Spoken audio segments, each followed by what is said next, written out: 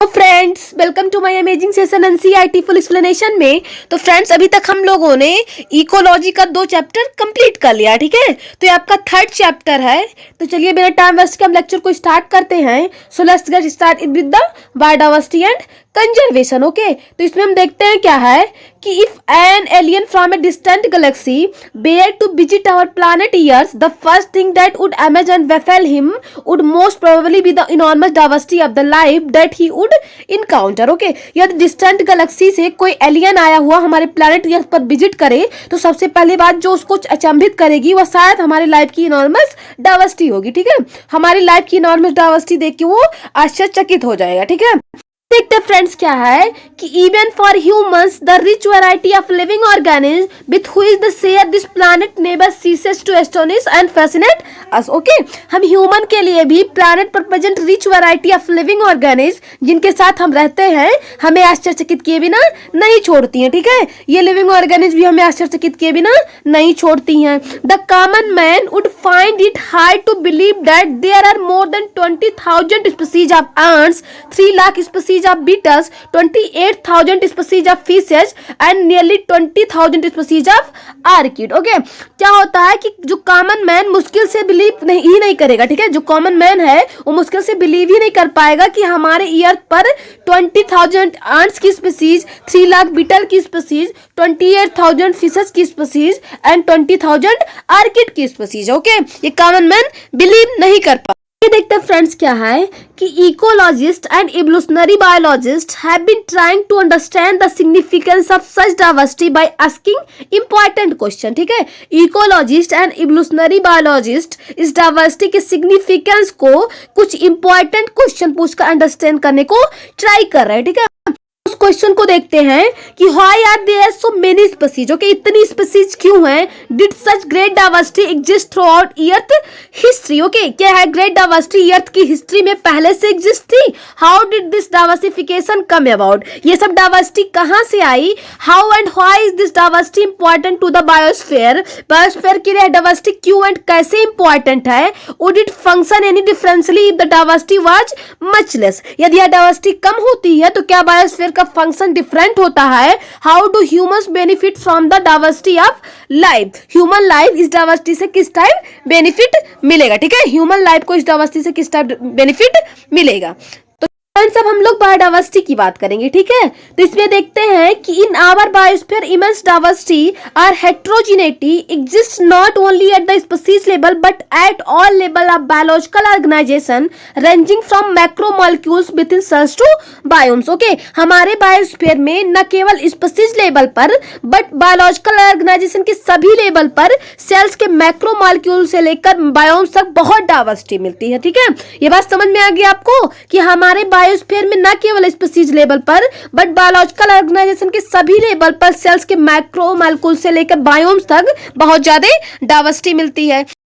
देखते फ्रेंड्स क्या है कि biodiversity the term popularised by sociobiologist Edward Wilson to describe the combined diversity at all the level of biological organisation. Okay, क्या हुआ कि बायोडाइवर्सिटी जो है ये सोशल बायोलॉजिस्ट एडवर्ड विल्सन द्वारा बायोलॉजिकल ऑर्गेनाइजेशन के सभी लेवल पर प्रेजेंट डाइवर्सिटी को डिस्क्राइब करता है, ठीक है। ये बात समझ में आ गई आपको कि जो बायोडाइवर्सिटी टर्म है ये सोशियोबायोलॉजिस्ट एडवर्ड विल्सन द्वारा बायोलॉजिकल ऑर्गेनाइजेशन के सभी लेवल पर प्रेजेंट डाइवर्सिटी को डिस्क्राइब करती है। The most important of them are, इसमें से कुछ मोस्ट इंपॉर्टेंट है तो उसको हम फर्स्ट क्या है फ्रेंड्स, जेनेटिक डाइवर्सिटी। ओके, तो इसमें हम देखते हैं क्या है कि single species might show high diversity at the genetic level over its distributional range. Okay, एक सिंगल स्पीसीज जेनेटिक लेवल पर अपने डिस्ट्रीब्यूशनल रेंज में हाई डाइवर्सिटी शो कर सकती है। The genetic variation show by the medicinal plant Rauwolfia vomitoria growing in different Himalaya ranges might be in terms of the potency and concentration of the active chemical reserpine that the plant produces. Okay, Himalaya की different range में grow होने वाला medicinal plant Rauwolfia ओमिटोरिया की genetic variation उसके द्वारा produce active chemical रेसरपिन की potential and concentration से related हो सकती है। ठीक है, ये बात समझ में आ गई आपको कि हिमालय की डिफरेंट रेंज में ग्रो होने वाला मेडिसिनल प्लांट राउओल्फिया ओमिटोरिया की जेनेटिक वेरिएशन उसके द्वारा प्रोड्यूस एक्टिव केमिकल रेसरपिन की पोटेंशियल एंड कंसंट्रेशन से रिलेटेड हो सकती है। India has more than 50,000 genetically different strains of rice and 1,000 variety of mango. Okay, India में 50,000 से अधिक जेनेटिकली राइस की डिफरेंट स्ट्रेन्स एंड 1,000 से अधिक मैंगो की वैरायटी है। ठीक है, इंडिया में इतनी सारी वैरायटी है। अब जो सेकंड है फ्रेंड वो क्या है, स्पीशीज डाइवर्सिटी। ओके, तो इसमें हम देखते हैं कि the diversity at the species level, for example the Western Ghats have a greater amphibians species diversity than the Eastern Ghats. ठीक है, यह डाइवर्सिटी स्पीशीज लेवल पर है। ठीक है, जो स्पीशीज डाइवर्सिटी है ये स्पीशीज लेवल पर है। फॉर एग्जांपल की अगर हम बात करें तो वेस्टर्न घाट की एम्फीबियन स्पीशीज की डाइवर्सिटी ईस्टर्न घाट से अधिक है। ठीक है, ये बात समझ में आ गई ना आपको। थर्ड है वो है इकोलॉजिकल डाइवर्सिटी। ओके, तो इसमें देखते हैं क्या है कि at the ecosystem level India for instance with its desert rain forest mangroves coral reefs wetlands estuary and alpine meadow has a greater ecosystem diversity than a Scandinavian country like Norway. Okay, ये जो diversity है ये ecosystem level पर है। ठीक है, जो ecological diversity है ये इकोसिस्टम लेवल पर है, लाइक कि इंडिया की desert rain forest mangroves coral reefs wetland estuary and alpine meadow की इकोसिस्टम डाइवर्सिटी स्कैंडिनेवियाई कंट्री नॉर्वे से अधिक है। ठीक है, ये सभी क्या है, स्कैंडिनेवियन कंट्री से अधिक है। देखते हैं फ्रेंड्स क्या है कि it has taken millions of years of evolution to accumulate this rich diversity in nature but we could lose all that wealth in less than 2 centuries if the present rates of species losses continue। Okay, nature की इस rich diversity को accumulate होने में evolution के लाखों years लगे, but species losses अगर इसी रेट से कंटिन्यू रही तब हम इस वेल्थ को 2 सेंचुरीज से भी कम टाइम में खो सकते हैं। ठीक है, इस वेल्थ को हम 2 सेंचुरीज से भी कम टाइम में खो सकते हैं। Biodiversity and its conservation are now vital environment issues of international concern as more and more people around the world began to realise the critical importance of biodiversity for our survival and well-being on this planet। Okay, क्या हुआ उसके बाद कि जो ये world के अधिकतर लोगों के लिए इस प्लैनेट पर हमारे सर्वाइवल एंड वेल-बीइंग के लिए बायोडाइवर्सिटी एंड इसका कंजर्वेशन एक इंपॉर्टेंट इंटरनेशनल एनवायरमेंट इशू बना हुआ। ठीक है, ये बात समझ में आ गई आपको कि आजकल वर्ल्ड के अधिकतर लोगों के लिए इस प्लैनेट पर हमारी सर्वाइवल एंड वेल-बीइंग के लिए बायोडाइवर्सिटी एंड इसका कंजर्वेशन एक इंपॉर्टेंट इंटरनेशनल एनवायरमेंटल इशू बना हुआ है। देखते हैं क्या है कि how many species are there on earth and how many in India. Okay, earth and India में कितनी स्पीशीज हैं, तो since there are published record of all the species discovered and named we know how many species in all have been recorded so far, but it is not easy to answer the question of how many species there are on earth. Okay, अब तक discovered and named species के published record से हम जानते हैं कि आज तक कितनी स्पीशीज रिकॉर्ड हो गई हैं, बट अर्थ पर कितनी स्पीशीज है इस क्वेश्चन का आंसर देना इजी नहीं है। ठीक है, इस क्वेश्चन का आंसर देना बहुत डिफिकल्ट है। ये देखते हैं फ्रेंड्स क्या है कि according to the International Union for Conservation of Nature and Natural Resources IUCN 2004 the total number of plant and animal species described so far is slightly more than 1.5 million, but we have no clear idea of how many species are yet to be discovered and described। okay, IUCN जो है, ठीक है, international Union for Conservation of Nature and Natural resources 2004 के according अब तक describe की गई plants and animal species का टोटल नंबर कितना है, 1.5 मिलियन से अधिक है। ठीक है, वो 1.5 मिलियन से अधिक है, बट हमें यह क्लियर नहीं है कि अभी और कितनी स्पीशीज की डिस्कवर एंड डिस्क्राइब बची हुई है। ठीक है, यह बात क्लियर नहीं है कि अभी तक कितनी स्पीशीज की डिस्कवर एंड डिस्क्राइब बची हुई है। ओके, ये बात समझ में आ गई ना। ये क्या है देखते हैं फ्रेंड कि estimates vary widely and many of them are only educated guesses for many taxonomic groups species inventories are more complete in temperate than in tropical countries। Okay, क्या हुआ कि estimate में various diversity, ओके, आपके estimate में various diversity है and उनमें से कुछ only educated guess है कि taxonomic groups की species की discovered tropical country की according temperate country में अधिक complete हुई है। ठीक है, ये एक guess के according है कि ट्रॉपिकल कंट्री के अकॉर्डिंग टेम्परेट कंट्री में अधिक कंप्लीट हुई है डिस्कवर। आगे देखते हैं फ्रेंड क्या है कि considering that an overwhelmingly large proportion of the species waiting to be discovered are in the tropics, biologists make statistical comparison of the temperate tropical species richness of an exhaustively studied group of insects and extrapolate this ratio to other groups of animals and plants to come up with a gross estimate of the total number of species on earth. Okay, यह consider कर कि overwhelmingly tropical की बहुत सी species की diversity बची हुई है। Biologist ने एक्सहॉस्टिवली स्टडी किए कि इंसेक्ट के ग्रुप की टेम्परेट एंड ट्रॉपिकल स्पीसीज की स्टैटिस्टिकल कंपैरिजन कर उनके एक्सट्रापोलेट की रेशियो को एनिमल्स एंड प्लांट में ग्रुप कर अर्थ की टोटल स्पीसीज को एस्टिमेट किया। ठीक है, समझ में आ गई आपको ये बात?